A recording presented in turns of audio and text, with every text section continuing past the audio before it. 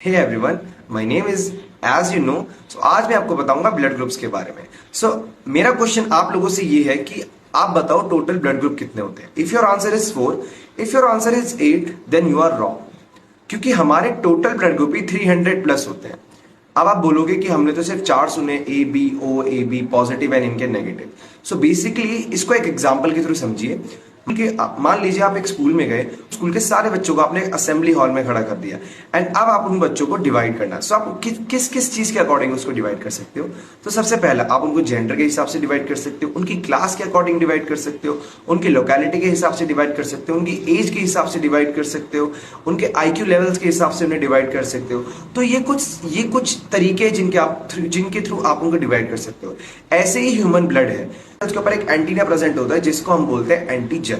सो इसी के अकॉर्डिंग हमारे ब्लड ग्रुप डिवाइड है एंड इसके अकॉर्डिंगली हमारे ब्लड ग्रुप इसके अकॉर्डिंगली हमारे जो दो मोस्ट कॉमनली सिस्टम है वो दो है।